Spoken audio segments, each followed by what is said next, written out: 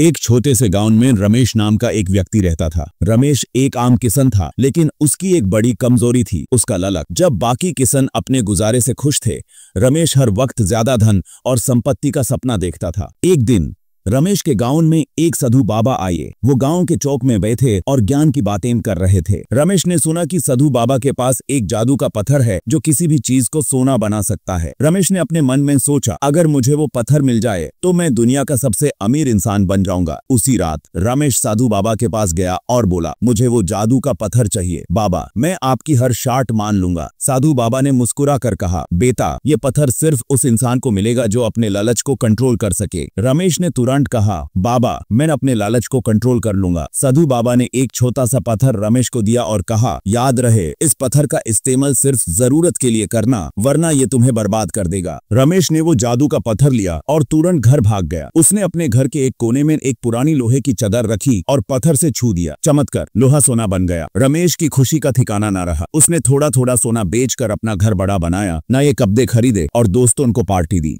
लेकिन धीरे धीरे रमेश का लालच बढ़ने लगा। अब उसका मन और सोना चाहने लगा। उसने हर छोटी बड़ी चीज को सोना बनाना शुरू कर दिया, फर्नीचर, बर्तन और हत्ता कि अपने पौधे तक। पर अब उसका घर सोना से भर चुका था, लेकिन उसके अंदर शांति नहीं थी। उसका मन और ज्यादा चाहने लगा। एक दिन रमेश सोच रहा था, अगर मैं अपनी जमीन के हर कोने को सोना बना दूं, तो मैं दुनिया का सबसे अमीर इंसान बन जाऊंगा। उसने अपने खेत के मिट्टी को भी पत्थर से छू दिया। धीरे धीरे उसका पूरा खेत सोना बन गया। पर अब एक समस्या खड़ी हो गई। सोना उगता नहीं। सोना इंसान को खाना नहीं दे सकता। गांव वालों ने देखा कि रमेश के खेतों में अब अनाज नहीं उगता। उन्होंने रमेश से कहा, ये क्या कर दिया तुमने अपने और अपने गांव के भले का सोचा भी नहीं। रमेश ने उनकी बात सुनकर गुस्से में कहा, मुझे तुम सबका दोस्ती नहीं चाहिए, मुझे बस मेरा सोना चाहिए। धीरे धीरे रमेश का सोना बेचने के लिए कोई भी तैयार नहीं था, क्योंकि गांव वाले जानते थे कि रमेश एक लालची इंसान है। उसके पास धन था, लेकिन उसके पास अनाज, पानी और दोस्तों का साथ नहीं था। एक दिन रमेश बीमार हो गया। उसने डॉक्टर को बुलाया, लेकिन डॉक्टर ने कहा,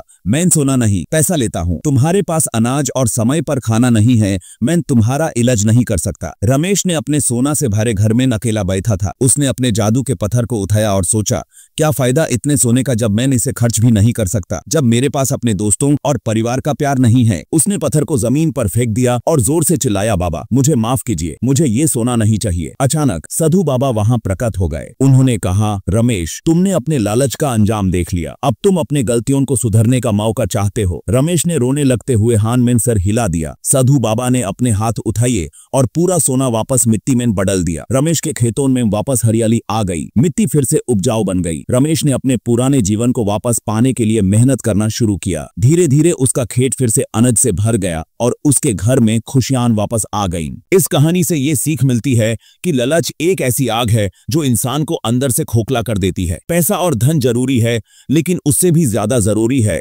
संतोष और प्यार। जो पास है उसमें खुश रहना सीखो। लालच का अंजाम सिर्फ बर्बादी होता है।